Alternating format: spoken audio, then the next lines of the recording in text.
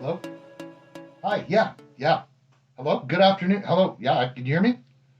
Hi. Hi. Good afternoon. Good afternoon. Uh, n- uh, no. No, no, no, no. It's not an emergency.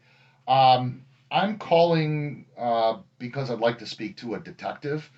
I believe that I was almost the victim of a scam, and I don't want to see that happen to anybody else. Is there a detective available? Turtle in Turtle Creek. Yeah, in Turtle Creek. Thank you.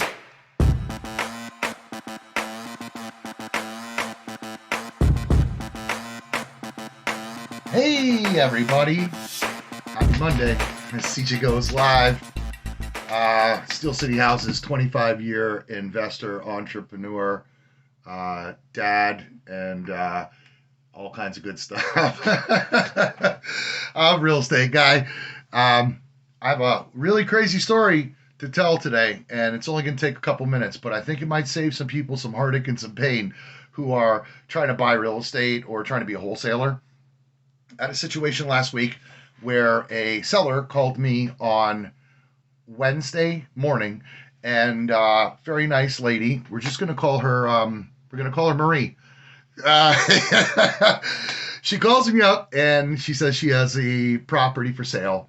Um, and I start asking her about the property, and I pull the property address up, and I'm looking at the property. I'm like, pretty good deal, you know. So we talk anyway for about 2 hours because I like to build a lot of rapport with people because I like to talk, and a lot of people like to talk, right? So we talk. So we talk, and she's got kids and life moving away, and divorce, and the whole sob story. And I'm buying it, right? Like I'm buying into the whole thing. And this person is like very, very, very convincing, right? I'm totally buying everything she's saying. So I get off the phone with her after like 2.5 hours almost, and then call her back on uh, Thursday and said to her, I'd like to come out there and take a look at the property. And she's like all for it. She's gung ho. She's like the sweetest person in the world, and how she's been burned by everybody in her life, and the same sob story that narcissists tell, right? So we end up talking on Thursday for like another hour, and we come to an agreement on our property. Now, she started off wanting like 40 something $1,000 for her property, and we went all the way down to 20,000, which, it happens, right? It happens. Some people, you don't know their circumstance, what happens in their life. You can't judge them, but she needed 20 grand. So I said to her, all right, I'll come out there on Saturday. But, I had less things to do on Friday than I thought I was going to have to do in Pittsburgh. So I went out there on Friday morning, like 11:30, 12 o'clock. I met with her, and we had a couple of houses to look at actually in the area. So I met with her first, and I got to the house, and um, there was all kinds of stuff on the front porch that weren't in the pictures that she sent me. She had done the day before, like a walk around video for me, right? Because I'm 2 hours away from her. So, and I still like to go look at my properties, even though wholesalers, they like to hire somebody boots on the ground for $50 or whatever. I like to see my properties, like, because if I'm going to move them to another investor or I'm keeping for myself, I need to see every square inch of what I'm looking at. I can't move it to somebody unless I see it personally. So, get there, and there's stuff all over the front porch, and I text her and I say, hey, I'm here. And she says, well, just go in the property, which is a red flag already. Why would you have your property open? But it didn't really start to add up to me when she walked across. She said, I'll be there in a minute. She walked across the street from another house, which I thought was kind of weird. Like, why are you living in that house, not in this house? So she walks across the street. I didn't say anything. She walks across the street, opens up the door, and immediately I look at her and I'm like, this doesn't look like the same person in your Facebook or your Instagram or even in your little cell phone icon. You're shorter, your skin is lighter, you have a different haircut. So I start to like think something may not be right here. So walking through the property, and she was kind of knowledgeable about it, kind of, like as if she went in twice before, but it didn't add up when I started asking her questions about things that she had done to the property because she said she had done things to the property. walking through the property, and I'm looking at a foundation portion of it. And she tells me that she paid somebody $10,000 to fix that. It's not fixed. So I said, it's not fixed. So we go outside after about half an hour of me walking through, doing a walkthrough video and everything that I always do anyway.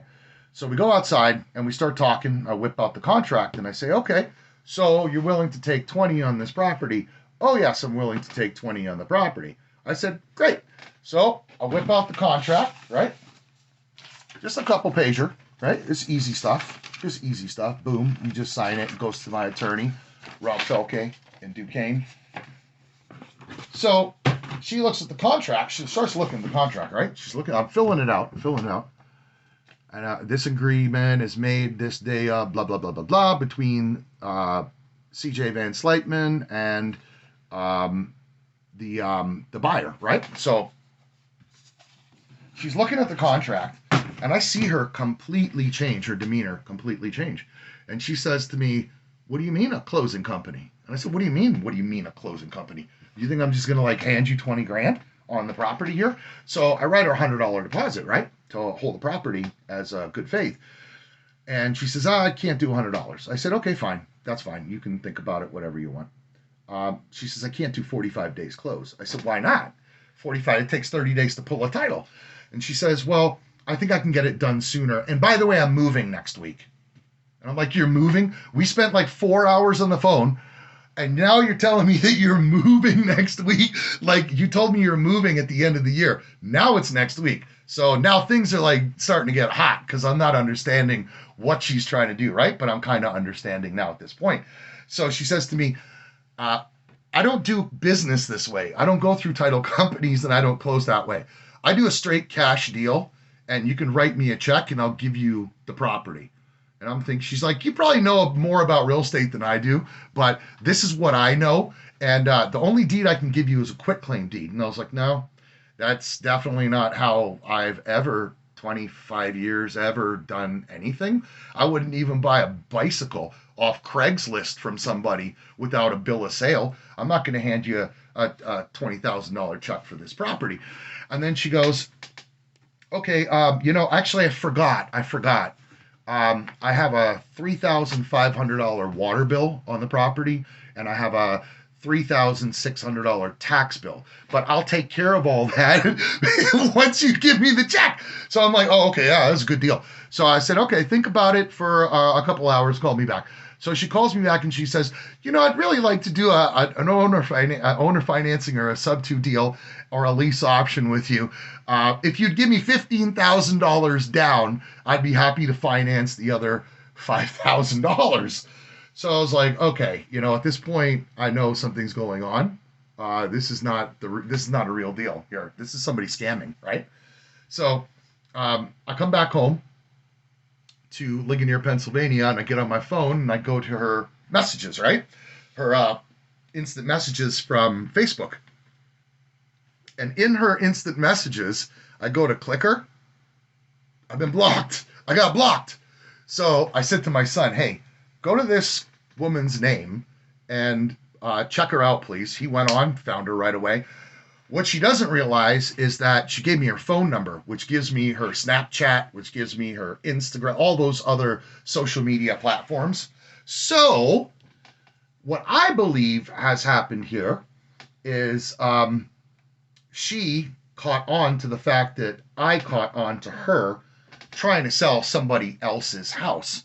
Now, I started to do my research when I came home. I got on PropStream. And I got on Redfin and I tracked every single person down that's ever owned that property. Guess what?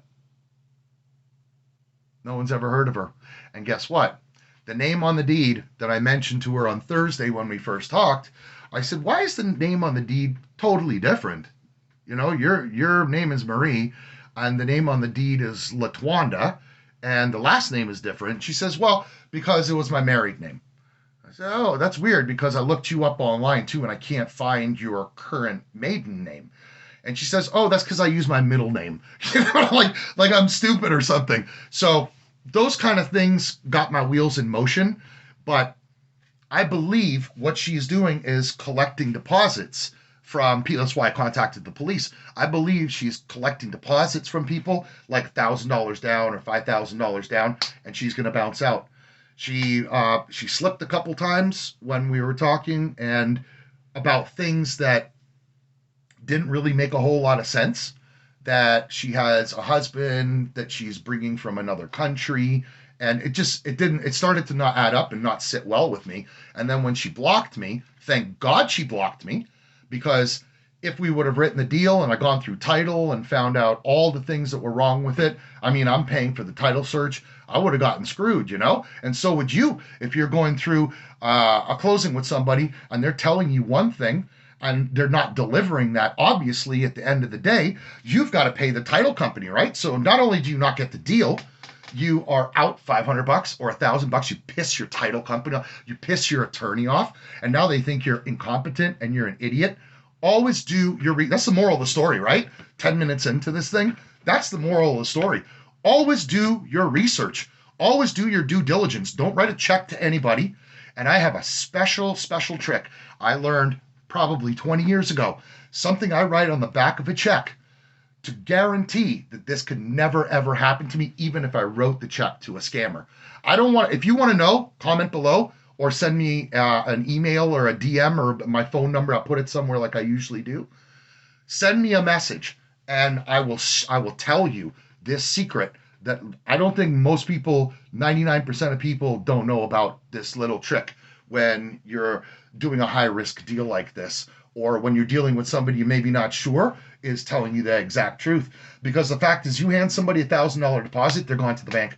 $1,000 gone, they're gone. You never see them again. I never want to see that happen to any of you out there, and I definitely am not going to let that happen to me or any of my kids who are now learning how to wholesale, learning how to buy property. By the time they're 16, I want them to be mega millionaires. So thank you for watching. I hope this helps somebody out there who is really anxious to get a deal. But if it doesn't smell right, if it doesn't feel right, don't do it. I guarantee you it'll be the wrong decision. No matter how good it looks on paper, it's not going to work out. You're going to have a problem. And I knew right away when I put the pen to the paper and she said, "Oh, I don't know. I don't do business that way." Come on, guys. Enjoy your Monday.